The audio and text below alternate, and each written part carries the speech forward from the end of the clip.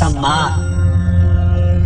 मनुष्य के जीवन में सम्मान का बहुत अधिक महत्व है। वो उसे अपने हृदय, अपने मन से जोड़कर रखता है। कदाचित इसीलिए हम शत्रु के सम्मान पर चोट पहुंचाते हैं ताकि उसे पीड़ा पहुंचाई जा सके। परंतु ऐसा करने से सावधान रहे मित्रों। शरीर पर लगी चोट मनुष्य भुला सकता है, परंतु उसके सम्मान को लगी चोट उसे जीवन भर पीड़ा देती है। और स्त्री के मान सम्मान पर लगी चोट उसे उस सीमा तक ले जाती है जहां उसे केवल प्रतिशोध दिखाई देता है। यदि अपने शत्रुओं को जीतना है तो प्रेम से जीते, अपने कर्मों से जीते। उन्हें अनुभव करवाइए कि उनसे भूल हुई है। किसी के सम्मान को ऐसी चोट ना पहुंचाइए कि वो आपका नाश करने पर उतर आए। स्मरण रखिए, किसी का अपमान करके आपके हृदय को कदाचित थोड़ा संतोष आ जाए, परंतु उस अपमान से आप कई हृदयों को आघात पहुंचाते हैं और अपने लिए एक शत्रु और बढ़ा लेते हैं। हम सब शीघ्र ही सफलता चाहते हैं, ढेर सारी संपत्ति और सुख चाहते हैं, और ऐसे में कई बार हम छोटे मार्गों का चयन कर लेते हैं। वो मार्ग जिनमें परिश्रम नहीं होता, जिनमें होता है तो केवल छल, कुटिलता और भाग्य का सहारा। जैसे कि जुआ। कोई जुए के खेल में धन लगाता है, कोई दांव लगाता है और ये भूल जाता है कि जुआ ऐसा दलदल है कि जिसमें एक बार गिरे तो सर्वनाश से पहले निकलना असंभव है। यदि आप जीते तो और जीतने की भूख बढ़ जाएगी, और यदि आप कुछ हार बैठे तो उसे पुनः पाने के लिए आप फिर से खेलेंगे। मनुष्य को ये आभास ही नहीं होता कि अपनी संपत्ति के साथ साथ वो अपनी मानवता, अपने संस्कार, अपना धर्म और अपना उत्तरदायित्व सभी जुए की भेंट चढ़ा देता है। इसलिए कुछ पाना है तो परिश्रम से पाओ। यदि कुछ जुए में जीता तो वो उतना शीघ्र ही खो दोगे, क्योंकि उसे परिश्रम से पाया नहीं गया है, और उसकी रक्षा करने के लिए आपके मन में स्वाभाविक प्रयास भी नहीं होंगे। क्षमा बढ़न को चाहिए, छुट्टन को उत्पाद। क्षमा इस संसार में शांति का, सुख का मूल आधार है। क्षमा आपके मन से प्रतिशोध और शत्रुता जैसे भावों को समाप्त करती है। परंतु क्या हर स्थान पर क्षमा आवश्यक है? क्या प्रत्येक का अपराध क्षमा करने के योग्य होता है? नहीं। कभी कभी उसे क्षमा करके हम उस व्यक्ति को और बड़ा अपराध करने की प्रेरणा देते हैं, और ऐसा ही अपराध है स्त्री का मान भंग करना, जिसमें क्षमा की कोई अवस्था नहीं। यदि से भूल से गाय के बछड़े का अखेट कर ले तो उसे क्षमा किया जा सकता है, परंतु यदि वो नरभक्षी हो जाए तो उसके केवल दो स्थल होते हैं, या तो पिंजरा या फिर मृत्यु की गोद। कुछ परिस्थितियों में क्षमा के स्थान पर दंड देना आवश्यक होता है, क्योंकि ये दंड का भय ही है जो लोगों को वो अपराध करने से रोकता है। संसार में सबसे बड़ा क्या है? अभिमान और बाहुबल, या विश्वास और आस्था? निश्चित रूप से बाहुबल के महत्व को नकारा नहीं जा सकता। मनुष्य अपने बाहुबल से पर्वत को मैदान बना सकता है, सागर सुखा सकता है, और उस स्थल में नदियां बहा सकता है, परंतु बाहुबल को सहारा होता है विश्वास का। यदि मन में विश्वास ना हो तो बाहुबल किसी काम का नहीं। वो कौन सा बल कि मोर आकाश की ओर ताकते हैं? वो विश्वास ही तो है जिसके कारण वर्षा होती है और दोनों की प्यास बुझती है। परंतु जब पाप के बाहुबल का सामना धर्म के विश्वास से होता है तो बाहुबल हार जाता है और जीतता है विश्वास। विजय होती है आस्था की। यदि आप सत्य के मार्ग पर चल रहे हैं और आप अपने इष्ट में आस्था रखते हैं तो किसी भी पापी का बल आपका कुछ नहीं बिगाड़ सकता। कभी सोचा है हमारा जीवन भी उस रेत की घड़ी की भांति है। जो रेत नीचे गिर चुकी है वो हमारा अतीत है, जो अब भी ऊपर है वो हमारा आने वाला भविष्य है, और वर्तमान ये संकुचित स्थल है जहां से धीरे धीरे करके रेत गिर रही है। अर्थात हमारे पास जीने के लिए यही एक क्षण है। उसका उपयोग कैसे करना है ये हम पर निर्भर करता है। जो बीत गया उसका दुख मनाना है या जो भविष्य में होने वाला है उसकी प्रतीक्षा में क्रोध करना है। सब कुछ करने के लिए यही एक क्षण है। प्रसन्न रहना है तो उसके लिए भी यही एक पल है। प्रतीक्षा करते रहोगे तो ये पल भी भूतकाल में बदल जाएगा। इसलिए आनंद के लिए, परोपकार के लिए प्रतीक्षा ना कीजिए। आपके पास जो पल है उनका भरपूर सदुपयोग कीजिए, क्योंकि इस घड़ी को पलटकर आप फिर से समय अवश्य गिन सकते हैं, परंतु अपना बीता हुआ समय आप वापस नहीं लौटा पाएंगे।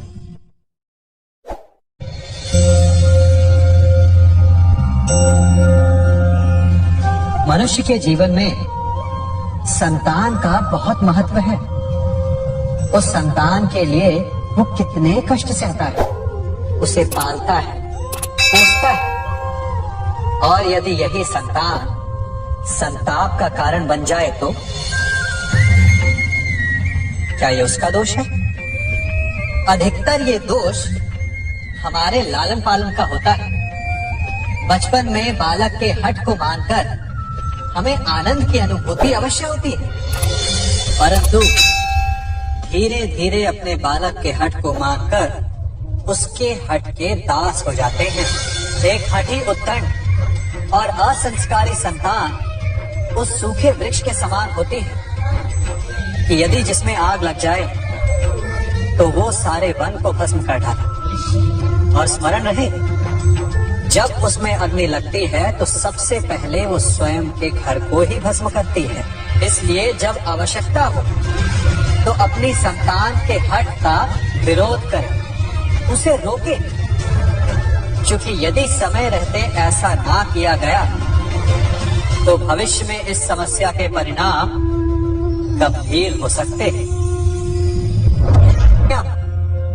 प्रतिज्ञा, वचन, ये सब मनुष्य ने समाज को सही दिशा में रखने के लिए बनाए हैं। वो मनुष्य ही क्या जिसके जीवन में नियम ना हो, जिनका वो पालन ना करे, परंतु समय के साथ चलने के लिए नियमों को बदलना भी आवश्यक होता है, क्योंकि ये आज का समय ही तो है जो बीत जाने के पश्चात इतिहास बन जाएगा। यदि आवश्यकता पड़ने पर नियम और प्रतिज्ञा भंग ना की जाए, समय की मांग के अनुरूप अपनी प्रतिक्रिया ना बदली जाए, तो इतिहास हमें कभी क्षमा नहीं करेगा। आवश्यकता पड़ने पर आपकी तोड़ी हुई एक प्रतिज्ञा, एक बंधन कभी कभी पूरे मानव इतिहास को बड़े विनाश से बचा सकता है। इसलिए नियम, प्रतिज्ञा, वचन कुछ नहीं, कुछ है तो केवल समय, जिसके अनुरूप चलने वाला ही सफल हो सकता है। कभी किसी पक्षी को घोंसले की नींव बनाते देखा है? अथक परिश्रम करके तिनका तिनका बिटोर कर वो पक्षी अपना घोंसला बनाता है। अपने संतान के लिए एक सुरक्षित घर बनाता है और फिर कहीं से तीव्र आंधी आती है, भारी वर्षा होती है और उसका घोंसला तिनका तिनका करके बिखर जाता है। फिर वो पक्षी क्या करता है? वो रोता नहीं, ना ही विलाप करता है। वो बिना विलंब करे फिर से अपना घोंसला बनाना प्रारंभ कर देता है और सफलता पाता है। फिर हम क्यों छोटी छोटी असफलता से भयभीत होकर परिश्रम करना छोड़ देते हैं? एक बात सदा स्मरण रखिएगा, हर वृक्ष कुल्हाड़ी की एक मार से नीचे नहीं गिरता, हर चट्टान घन के एक प्रहार से नहीं टूटती। सफलता पाने के लिए अनावरत परिश्रम करना ही मात्र एक मार्ग है। स्वीकारण, सत्य का स्वीकारण मनुष्य के लिए बहुत ही महत्वपूर्ण है। जब तक मनुष्य सत्य को स्वीकार नहीं करता, उसे असत्य से लड़ने की शक्ति प्राप्त नहीं होती। जब आप भोजन करते हैं तो क्या होता है? आपका पेट स्वीकारता है कि वो भर चुका है और आप भोजन करना बंद कर देते हैं। जब आपको निद्रा आती है तो क्या होता है?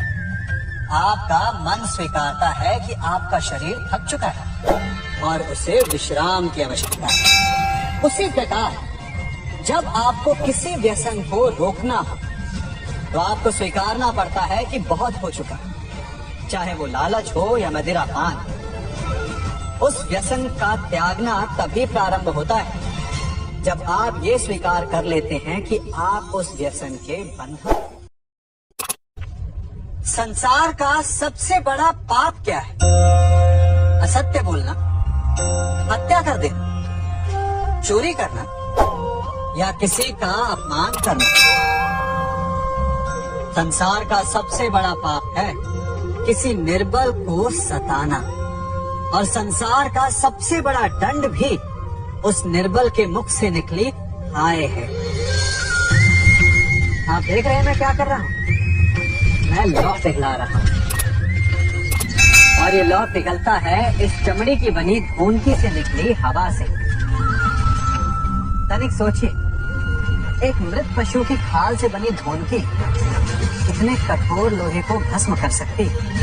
ठीक उसी प्रकार आप चाहे जितने भी शक्तिशाली क्यों ना हो, यदि आपने किसी निर्दोष, किसी निर्बल को सताया तो उसके मन से निकली हाय और उसका श्राप आपके जीवन को भस्म कर सकता है। स्वर्ण, सज्जन पुरुष और परोपकारी मनुष्यों की गति एक समान होती है। यदि स्वर्ण टूट जाए तो उसे गर्म करो, ताप दो, पिघल कर वो फिर से जुड़ जाता है। ठीक उसी प्रकार मतभेद होने के पश्चात भी एक सज्जन पुरुष और महान पुरुष फिर से मित्र बन जाते हैं। परंतु दुर्जन दुष्ट माटी से बने लोग उस पके हुए मटके के समान होते हैं कि जिनमें यदि एक बार दरार आ जाए तो वो स्वयं ही स्वयं का सर्वनाश कर लेते हैं। इसलिए मित्रता केवल सज्जनों से ही करें ताकि मतभेद ना हो। दुष्टों का समूह अपना नाश स्वयं ही कर लेता है। यदि कोयले की खान में जाओ तो चाहे जितनी भी सावधानी बरतो, अपने वस्त्रों पर कालिख लग ही जाती है। इसलिए दुष्ट मित्रों से सावधान। सज्जन शत्रु प्रत्येक परिस्थिति में श्रेष्ठ है। प्रत्येक मनुष्य सफलता पाने के लिए कार्य करता है। कुछ सफल होते हैं, कुछ नहीं होते, और जो सफल नहीं होते वो सदा अपनी असफलता का कारण या तो अपनी परिस्थितियों को बताते हैं या अपने सहयोगियों को दोषी ठहराते हैं। परंतु क्या वास्तविकता में ऐसा ही होता है? क्या कोई परिस्थिति या कोई व्यक्ति किसी की असफलता का कारण बन सकते हैं? उत्तर हाँ भी है और ना भी। कैसे? आप इस तितली को देख रहे हैं? आपने एक मक्खी को भी देखा हो। प्रकृति ने दोनों को समान गुण दिए रस पान करने का। एक तितली फूलों पर जाकर उसका रस लेती और इस अवस्था में नए फूल खिलने की व्यवस्था भी करती है, और मक्खी घाव पर बैठती, घाव को सड़ाती है और रोग भी फैलाती। यदि इसमें किसी बात का अंतर है तो केवल सोच का। यदि आप उचित मार्ग चुनेंगे तो आपको सफलता मिलेगी, आप में उत्साह बढ़ेगा, और यदि आप अनुचित मार्ग चुनेंगे तो आपको असफलता मिलेगी, निराशा मिलेगी। अब उचित मार्ग चुनना है या अनुचित मार्ग, ये निर्णय तो आप पर निर्भर करता है। मनुष्य सदा भला बुरा, खरा खोटा, सत्य असत्य की बातें करता है। सत्य को अच्छा मानता है और असत्य को बुरा। परंतु क्या आपने कभी ये सोचा कि प्रत्येक वस्तु, प्रत्येक भाव का एक महत्व होता है? दोनों ही एक दूसरे के पूरक होते हैं। यदि काला रंग नहीं होगा तो क्या श्वेत रंग की आभा का अनुभव होगा? यदि असत्य नहीं होगा तो क्या सत्य के महत्ता का ज्ञान होगा? यदि बुरा नहीं होगा तो क्या भले पर आपको विश्वास होगा? कुछ महत्वपूर्ण है तो दोनों के मध्य का संतुलन। बुरी से बुरी वस्तु, समय या भाव, कोई ना कोई स्वयं में शुभ छिपाए रखती है। कभी काले गरजते मेघों को देखा है? उसके किनारे भी एक स्वर्णिम आभा होती है। उसी प्रकार यदि आपके जीवन में बुरा समय आए तो आपको अपने सच्चे मित्रों की पहचान हो जाती है। तो बुरे समय में निराश न हो, उसमें भी कुछ शुभ खोजने का प्रयास करें और धीरे धीरे सब कुछ आपके जीवन में स्वतः शुभ हो जाएगा। संसार में सबसे महत्वपूर्ण क्या है? दृष्टि या दृष्टिकोण, समझ या सोच? सामान्यतः मनुष्य की दृष्टि और सोच में अधिकतर वो वस्तु, वो घटनाएं, वो भाव श्रेष्ठ हैं जो हमें आनंद दे, और जो हमें आनंद नहीं देते उन्हें हम दुखदाई मान लेते हैं। परंतु दृष्टिकोण और सोच को यदि एक भिन्न कोण से देखें तो परिस्थितियां भिन्न सिद्ध हो सकती हैं। जिस प्रकार भीषण गर्मी हमें सुहाती नहीं, परंतु वही गर्मी सागर और नदियों के जल को वाष्पित करती है और हमें मनोरम वर्षा का आनंद देती है, उसी प्रकार भीषण परिश्रम के पश्चात हमें सफलता मिलती है, वर्षा के पश्चात हमें हमारा लक्ष्य मिलता है। तो सदा स्मरण रखिएगा कि दुख और पीड़ा से भागे नहीं, क्योंकि यही भविष्य में आने वाले सुख का मूल है। जब भी आपने यात्रा की होगी तो अवश्य अपने मार्ग के आसपास कुछ रिक्त स्थान देखे होंगे, कुछ खेत देखे होंगे, कोई न कोई भूमि का टुकड़ा अवश्य देखा होगा। कुछ स्थान ऐसे होते हैं जहाँ पेड़ लगे होते हैं, जहाँ माली बड़े प्रेम से उन्हें बोता है, उन्हें सींचता है, और कुछ स्थान ऐसे भी होते हैं जहाँ बिना माली के खरपतवार उग जाते हैं, कुछ अन्य पौधे उग जाते हैं। माली द्वारा उगाए वृक्ष हमें ठंडी छाया देते हैं, हमें फल देते हैं, ईंधन के लिए लकड़ियां देते हैं, और बिना परिश्रम के उपजित खरपतवार यदि कुछ करते हैं तो ये कि वो भूमि को बंजर बनाते हैं। हमारा मन भी रिक्त भूमि की भांति होता है। यदि अपने परिश्रम से उसमें सुविचारों के बीज डालोगे तो फलदायक विचार उपजेंगे, और यदि उसे रिक्त छोड़ दिया तो खरपतवार की भांति अनुपयोगी विचार आपके मन को अपना घर बना लेंगे, आपके मन को मैला कर देंगे, उसे बंजर कर देंगे। अब निर्णय आपका है कि आपको सुविचार देने वाला मन चाहिए या कुंठा देने वाला। क्या कर रहा हूँ मैं? दर्पण में देख रहा हूँ। आप लोग भी प्रतिदिन देखते होंगे, परंतु प्रतिदिन अपना मुख देखने के बाद भी उस पर लिखी एक बड़ी सीख देखना भूल जाते हैं। अब आप कहेंगे कैसी सीख? तो जाइए एक बार फिर से दर्पण के सामने जाइए और मुख खोलकर देखिए, क्या दिखेगा?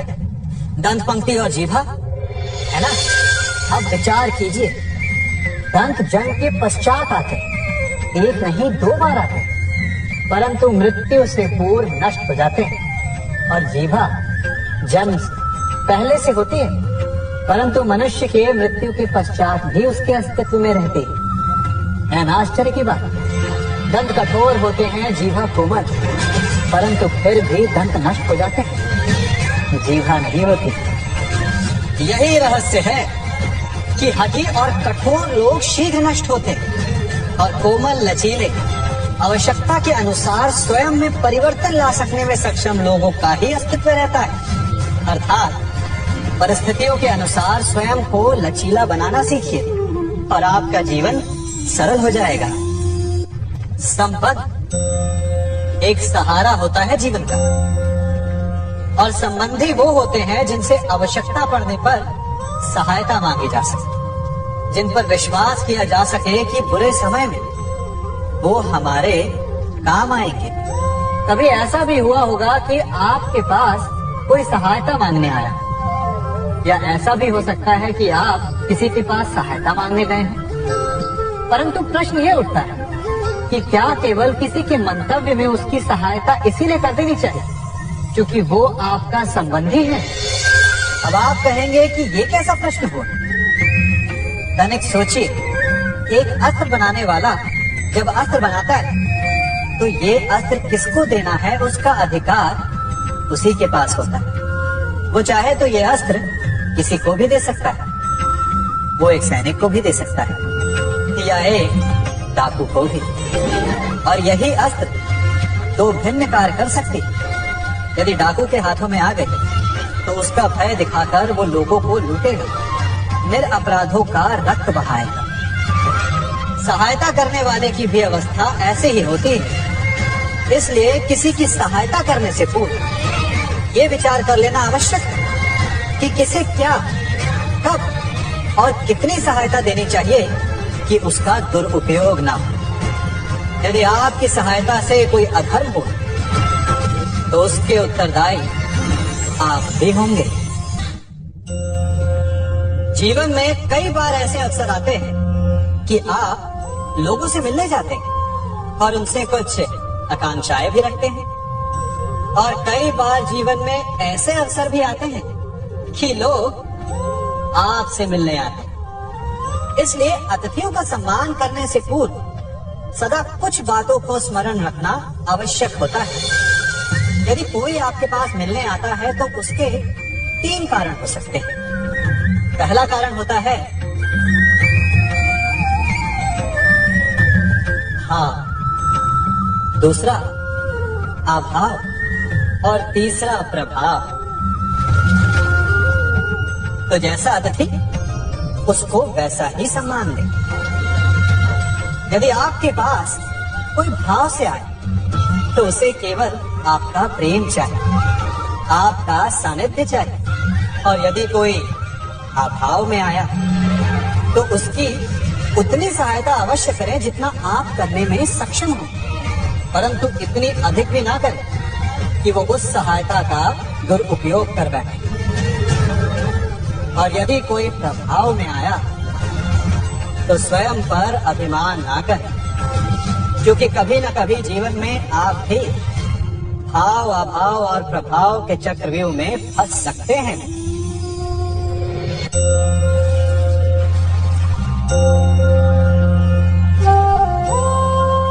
यदि जल को मुट्ठी में कसकर बांधे तो जल कैसे अपना मार्ग बनाकर निकल जाता है, इसी धारा की भांति यही अवस्था हमारे अपनों के साथ भी होती है। अधिकतर हम जिनसे प्रेम करते हैं हम सदा उन्हें अपने समीप रखना चाहते हैं, स्वयं से दूर नहीं होने देना चाहते।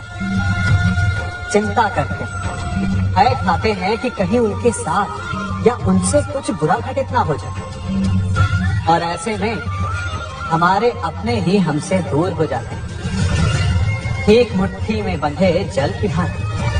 इसलिए जिनसे आप प्रेम करते हैं उन्हें स्वतंत्र कर दीजिए, उनकी सोच को स्वतंत्र बनने दीजिए, उन्हें अपने मार्ग स्वयं ढूंढने दीजिए, क्योंकि आप सदा उनके साथ उन्हें मार्ग दिखाने के लिए नहीं रहने वाले। इसलिए अपनों के साथ अवश्य रहें, परंतु उन्हें बांधे नहीं।